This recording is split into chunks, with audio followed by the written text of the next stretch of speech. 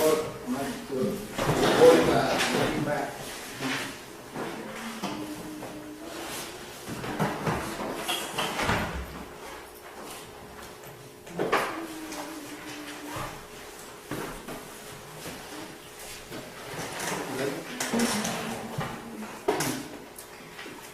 Quiero pedir, hermanos, que haga su vida conmigo aquí al libro de Éxodo, en el capítulo 25 del libro de Éxodo.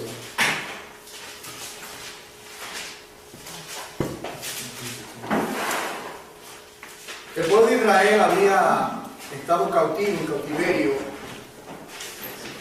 por 4 siglos. Cuando llegó el momento de ser libertado, el Señor, pues, dice la Escritura que Dios escuchó el clamor de su pueblo que está en Egipto, y dice en el capítulo 19, por ejemplo, Dios dice: y he descendido para librarlos. Y luego usa la imagen con alas de águilas, yo te he sacado. Y cuando Dios hace algo para su pueblo, Dios es el Dios del propósito. Nosotros no podemos pensar que Dios saca a Israel del cautiverio simplemente, bueno, ustedes me cayeron bien. Hay un propósito definido. Y llegó el momento que el Señor comienza, después que salen del cautiverio egipcio, nosotros encontramos en muchas ocasiones en las Escrituras, Dios le decía a Faraón: no te he dicho que deje salir a mi pueblo para que me rinda culto, me adore. Usted encuentra eso constantemente, esa repetición: para que me rinda culto, para que me adore. Ya ahí en esa expresión nosotros encontramos el propósito de Dios por sacarlo. Dios quería libertarlo con el fin de que fuese un pueblo sacerdotal, una nación sacerdotal, un cuerpo ministerial. Lo digo de diferentes maneras para que de alguna forma podamos captar el principio. El pueblo de Israel, cuando estaba en cautiverio, recuerden, estaban rodeados de naciones paganas, y cada una de esas por cada esquina, podríamos decir, había un dios falso. Es más, la plaga de Egipto eran el castigo de Dios contra los dioses egipcios. Adoraban el Nilo, adoraban las ranas. Cada una de esas plagas era el castigo de Dios, mostrando que el Dios de los israelitas era más poderoso que todos los dioses paganos. Ahora, ya Dios lo había sacado del cautiverio. Ustedes recuerdan en el capítulo 12 del libro de Éxodo, ahí nosotros encontramos cuando el Señor, la muerte de los primogénitos, se le da instrucción de que cada familia había de tomar un cordero, y que ese cordero la sangre había de ser tomada, y que se había de poner en los postes, en los dinteles de la puerta, esa marca, en Éxodo 12. La sangre en la puerta, la familia detrás de la puerta, y el cordero asado, comido en el vientre. Todo eso naturalmente tiene un significado espiritual extraordinario. Está el cordero. En otras palabras, ingirieron el cordero, se comieron el cordero. Note, no hervido, asado. Asado porque representaba también, la manera que él siempre lo he visto es que el hecho de que fue asado, ¿qué se usa para asar? El fuego. La idea es la ira de Dios que había de caer sobre el Cordero de Dios que quita el pecado del mundo. Cuando nosotros lo vemos, cuando Juan el Bautista lo ve: he aquí el Cordero de Dios que quita el pecado del mundo. La ira de Dios cayó sobre él. Nosotros los culpables, el Señor es inocente, llevando en su cuerpo el pecado para redimir a su pueblo. Y en esa tipología en el Antiguo Testamento nosotros vemos eso. Entonces Dios ahora le revela el anhelo que Él tiene de habitar en su pueblo, y le revela esta figura aquí del tabernáculo. Quizás se ve un poquito nebulosa, pero solamente podemos tener una idea.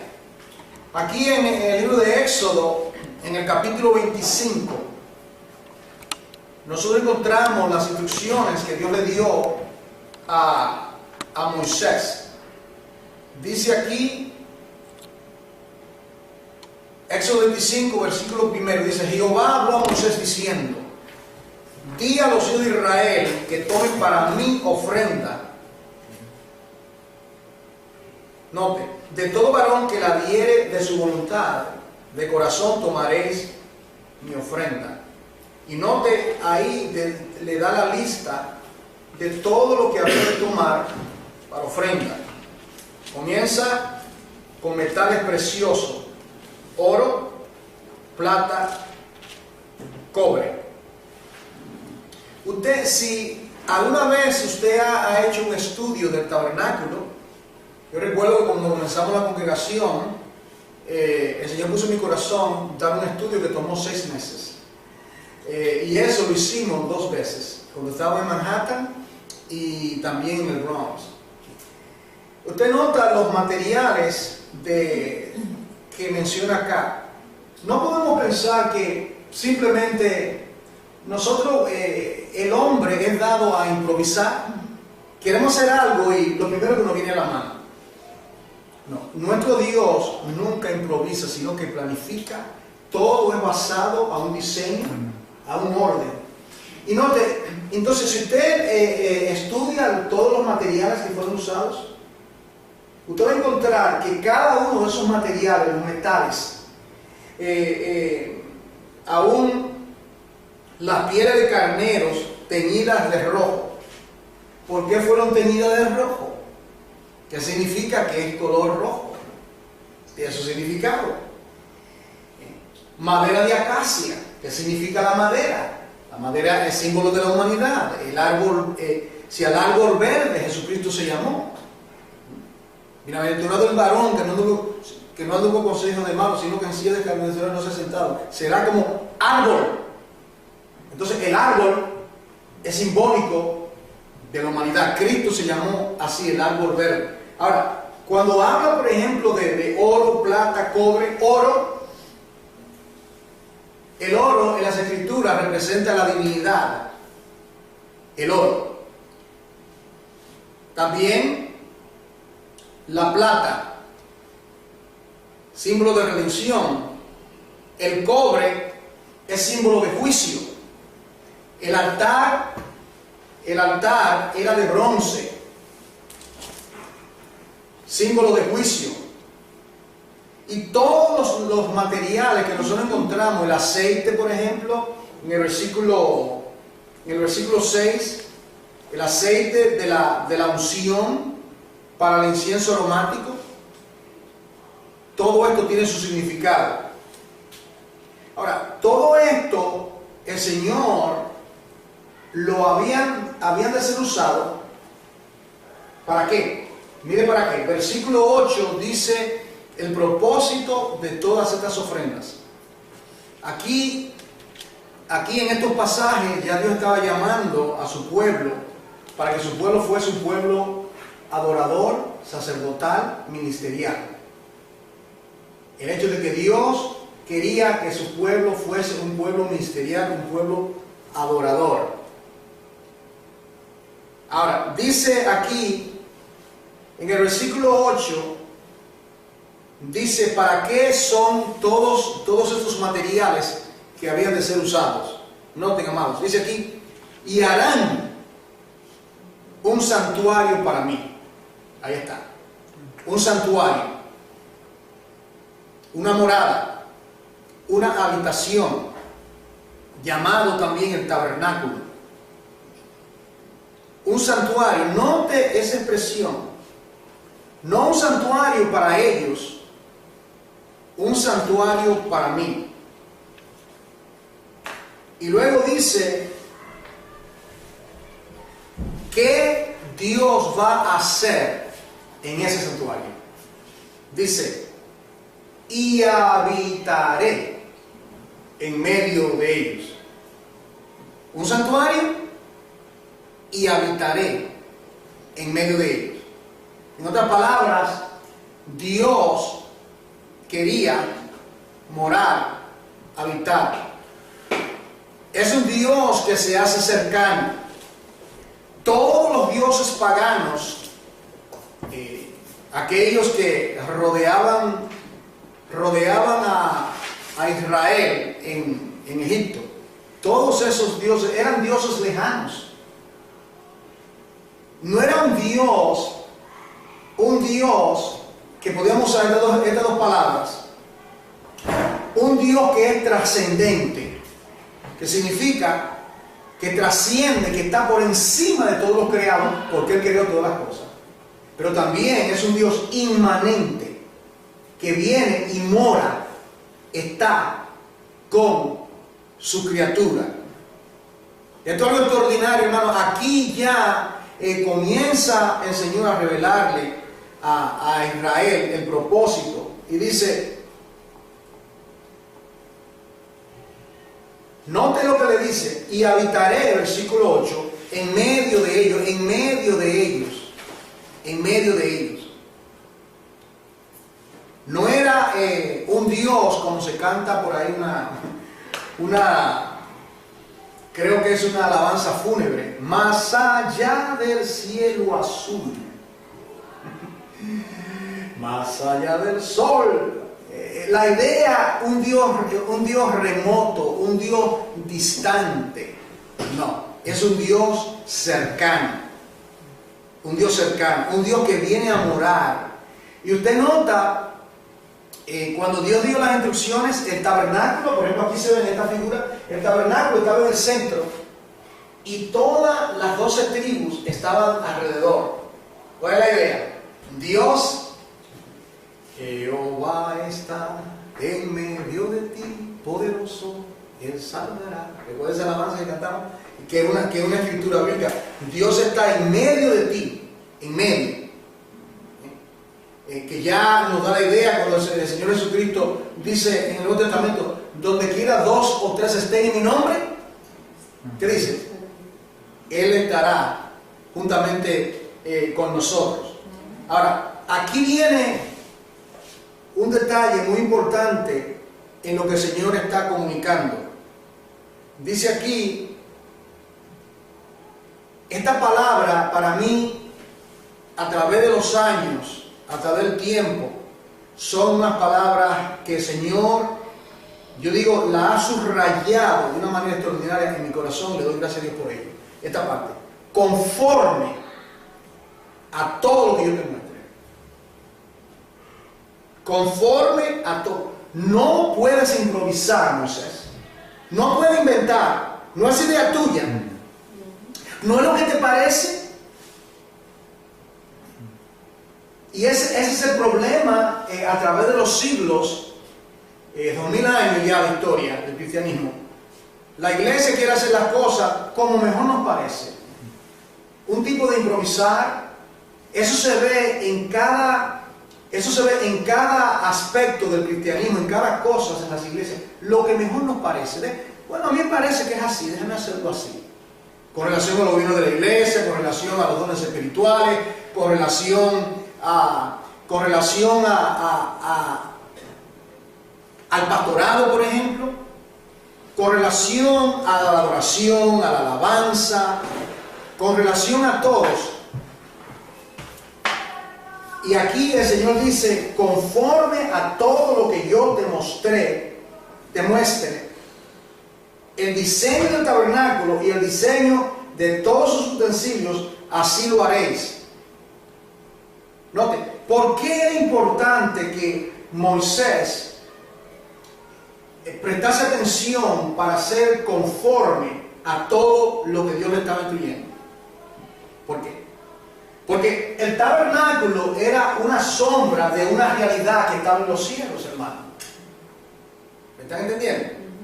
El tabernáculo era una figura, era una tipología. Por ejemplo, ahora mismo, usted ve la sombra mía, ¿verdad? Mi mano. La sombra de mi mano, ¿verdad? Esa sombra no es mi mano. Esa sombra es una figura. Pero esa figura es la evidencia de que hay una realidad. ¿Cuál es la realidad? Es de una sombra. Entonces, no se podía alterar la sombra del tipo, porque al alterarse el tipo, se estaba alterando lo que representa la realidad. Eso es lo importante, hermano. Y por eso que el Señor le dice, si mal no recuerdo, ¿dónde está? Sí. Pásate al versículo 40 de Éxodo 25. 3 veces el Señor le dice específicamente a Moisés. Mira el versículo 40. Mira, abre los ojos y hazlos, ¿qué cosa? Que quisiese qué cosa, hazlos, el tabernáculo, todas las piezas, las 60 columnas de madera que había, las 7 piezas que había en el tabernáculo, comenzando aquí con el altar del holocausto, el altar de bronce, luego el lavacro, luego eso estaba en el atrio exterior, el patio, aquí entraban los adoradores, entraban con sus ofrendas, y luego aquí nosotros encontramos que viene lo que es en realidad el tabernáculo. 2 compartimientos, ¿verdad? Está el lugar santo, donde está la mesa de los panes de la proposición, el candelabro y el altar de incienso. Luego está el lugar santísimo, donde está el propiciatorio, el arca, el propiciatorio. Ahí era que se revelaba la Shekinah o la gloria del Señor en ese lugar. Desde ahí era que Dios le hablaba a Moisés y a Aarón. Nadie podía entrar a ese lugar. Si alguna persona intentaba entrar ahí, era muerto. Solamente podía entrar Aarón y Moisés. Y para entrar al lugar santísimo una vez al año, con muchas purificaciones. Aarón fue el primer sumo sacerdote de Israel. Y Aarón es figura de aquel que es el sumo sacerdote de Jesucristo. Ahora, Aarón tenía sus hijos. Los hijos de Aarón eran aquellos que por ser hijos de Aarón heredaban el sacerdocio. Ellos también, cuando Aarón fue ungido en Éxodo 32, nosotros encontramos algo extraordinario. La primera vez que Aarón fue bañado por otra persona, fue lavado, le quitaron toda la ropa común y corriente a Aarón y a sus hijos. Se despojaron de la vestidura común y corriente y le pusieron la vestidura sagrada. Eran apartados para ministrar, para adorar, para ser ese pueblo peculiar. Eso es lo que es la iglesia. La iglesia es un pueblo peculiar. La iglesia es ese real sacerdocio. No un sacerdocio según la tipología, que esto es solamente representativo, sino un sacerdocio, como dice Hebreo, según el orden de Melquisedec. Según el orden de Melquisedec. ¿Qué significa eso? Bueno, Melquisedec fue aquel que cuando Abraham salió y peleó contra aquellos reyes y los venció, él se encontró con Abraham Y dice que tomó y le entregó los diezmos. Okay. Melquisedec era un sacerdote que era rey. Melquisedec era rey y también sacerdote. ¿Me sigue? Entonces cuando dice según el orden de Melquisedec, significa que porque Aarón no fue rey, pero Melquisedec fue rey y sacerdote, significando que el orden es Cristo, el sumo sacerdote, pero también Rey de Reyes y Señor de Señores. ¿Y qué es la iglesia? La iglesia es llamada a ser, lo dice, por ejemplo, el propósito de Dios para su pueblo, a través de todos los siglos. Yo lo encuentro primeramente en Éxodo 19 y luego eso se repite. Alguien dice, no, pero eso tiene que ver con Israel. Eso no tiene que ver con los creyentes, ¿de veras? Usted lee, por ejemplo, Éxodo 19 y luego usted encuentra que en 1 de Pedro capítulo 2, versículo 6 en adelante, le dice, mas vosotros sois nación santa, real sacerdocio, lo mismo, pueblo adquirido por Dios. ¿Qué fue lo que Dios hizo con Israel? Fue un pueblo adquirido, redimido, redención por medio de la sangre del Cordero. Y ese es el propósito de Dios para todo su pueblo a través de todas las edades. Como le he dicho muchas veces, un solo pueblo por dos etapas. Israel en el Antiguo Testamento y la iglesia en el Nuevo, pero un solo pueblo. La pared fue removida. Entonces, dice aquí 3 veces, mira y haz conforme al modelo que te ha sido mostrado en el monte. De alguna manera que no nos dan los detalles, pero en el monte, recuerda que Moisés fue al monte y estuvo 40 días y 40 noches allí. Y en ese tiempo Dios le mostró un modelo. Y ese modelo, él estaba mirando. No creo en realidad que era en realidad que estaba mirando con sus ojos naturales. Recuerden, hermano, que cuando uno está en el Señor, con el Señor, Dios le da una visión para ver las cosas espirituales. En otras palabras, no podemos pensar que estaba mirando literalmente, era algo que estaba percibiendo en sentido espiritual. Es como dice Pablo. Por ejemplo, Pablo dice en Efesios 1, él dice que los ojos de vuestro entendimiento sean abiertos. Él oraba que los ojos del entendimiento sean abiertos. Entonces, si está orando que sean abiertos, ¿cómo estamos? En otras palabras, lo que está implicando es que Dios le da a uno visión espiritual para ver las cosas espirituales y no con estos ojos. Estamos hablando de poder ver espiritualmente las cosas de Dios. Y así Dios le mostró el diseño. Le dice 3 veces, mira y haz conforme al diseño que te mostré en el monte. Mira y haz conforme. Otro ejemplo, ahora, ¿qué pasa? ¿Qué acontece cuando se desobedece las órdenes de Dios? Cuando Dios dice, esto es lo que yo quiero que se haga. Y no solamente Él dice, esto es lo que yo quiero que se haga, esto es lo que a mí me agrada, sino que también Dios nos da por su palabra las instrucciones específicas. Por ejemplo, en lo del tabernáculo, no había lugar para error, porque Dios le dio las dimensiones. Cuando cuando el Señor comenzó a revelar lo del tabernáculo, nosotros a veces pensamos que Dios comenzó con esta parte, ¿verdad?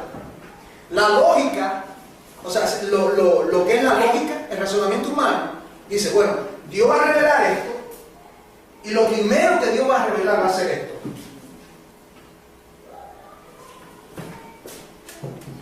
comenzó de aquí para afuera. ¿Por qué? ¿Por qué fue que Dios comenzó del lugar santísimo y concluyó con el altar? ¿Alguien tiene una idea? Comienza de arriba. Comienza de... La salvación viene de arriba. La salvación viene de Dios. Dios es que va en pos de... Dios es que busca al hombre. ¿Me sigue, hermano? La idea que yo quiero revelar es que Dios que habita aquí en el lugar santísimo viene en busca del pecador que está aquí afuera. ¿Sí? El pecador está aquí afuera y Dios es el que viene. Recuerda, Adán, ¿dónde estás tú? ¿Quién fue que buscó a Adán? Dios buscó a Adán. Eso significa que es importante porque la salvación, como dice el libro de Jonás, capítulo 2, la salvación es de Jehová. La salvación es de Dios. Dios es el que busca al hombre. Dios es el que redime al hombre. Dios, la salvación fue trazada, planificada, implementada de principio a fin. Dios fue el que tomó la decisión. Nosotros no buscamos a Dios, Dios nos busca a nosotros. Nosotros no somos salvos porque un buen día nos metimos a la iglesia o que me voy a convertir, como dijo alguien. No funciona así. La Escritura dice categóricamente: nadie viene al Padre si no es por mí. Mis ovejas oyen mi voz y yo les doy vida eterna. Y por eso es, Dios toma la iniciativa de buscar a su oveja perdida, a su pueblo, que había pecado, que se encuentra en la parte de afuera. Ahora, le dice 3 veces: mira ya conforme al diseño que te mostré en el monte. El diseño que te mostré en el monte. Y la pregunta que hice hace unos minutos fue la siguiente: ¿qué acontece cuando se altera el diseño? Cuando alguien dice, Dios no es tan exigente, después de todo, Él sabe que somos humanos y que cometemos errores. ¿Qué acontece? No busquen el pasaje, pero tomen nota de ello. Primera de Crónicas, capítulo 13. Ahí está. No lo busquen, solamente tomen nota de ello. Ahí encontramos lo siguiente: el arca del pacto, esta pieza, había sido movida por mucho tiempo y estaba en el territorio de los enemigos. Entonces, ya estamos en los tiempos del rey David. Y dice la Escritura que David quería que el arca fuese trasladada de un lugar a otro. La pregunta es la siguiente: ¿cómo se va a mover el arca? Simplemente vamos a llevar el arca, cantamos, traigamos nuevamente el arca. Ahora, dice la Escritura que se hicieron un carro nuevo. A mí eso, hermano, me habla volúmenes. Ellos hicieron un carro nuevo. Bueno, después de todo, lo mejor es para el Señor. Vamos a hacer un carro nuevo. Es decir, tomaron madera y pusieron el arca encima de un carro nuevo. Y era movido por estas bestias, estos animales. Todo va bien. De repente van esa procesión. Nosotros podemos pensar cómo se estarían gozando, la algarabía, la danza, cantando, gloria a Dios, el arca de Jehová regresa. Porque recuerden que esa arca representaba que la presencia de Dios, que Dios estaba con su pueblo. Para ellos tener el arca era simbólico de tener a Dios. ¿Entienden, hermano? Dios estaba ahí, porque de ahí era que Dios hablaba, se manifestaba. Pero ¿qué pasa? Que en ese trayecto el carruaje aparentemente quedó apillado con una piedra, hubo un obstáculo y el arca comenzó a tambalearse como que se iba a caer. Y hubo un señor llamado Uza que quería, no quiere que se caiga el arca. No quiero que se caiga. Una buena intención. Todo esto que estamos diciendo, hermano, no crea que es simplemente decirlo. Todo esto tiene que ver con la adoración congregacional, con la alabanza, con el culto a Jehová. No se puede improvisar, no se puede traer elementos humanos, algo de nuestro intelecto. ¿Cuál fue el error? Dice la palabra que cuando él intentó impedir que el arca cayese en el suelo, fuego de la presencia de Dios salió y él murió. Y esa algarabía se convirtió la danza en luto. Cuando la noticia llegó a casa de David, David estaba bien entristecido. Bien entristecido. ¿Qué ha acontecido? ¿Qué ha pasado?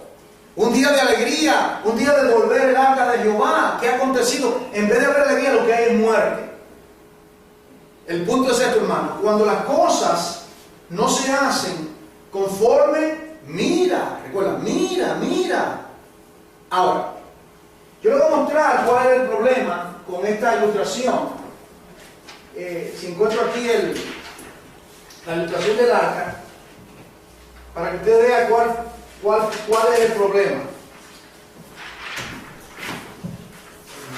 En esta figura del arca. ¿Para qué creen ustedes que eran estas vacas que están acá?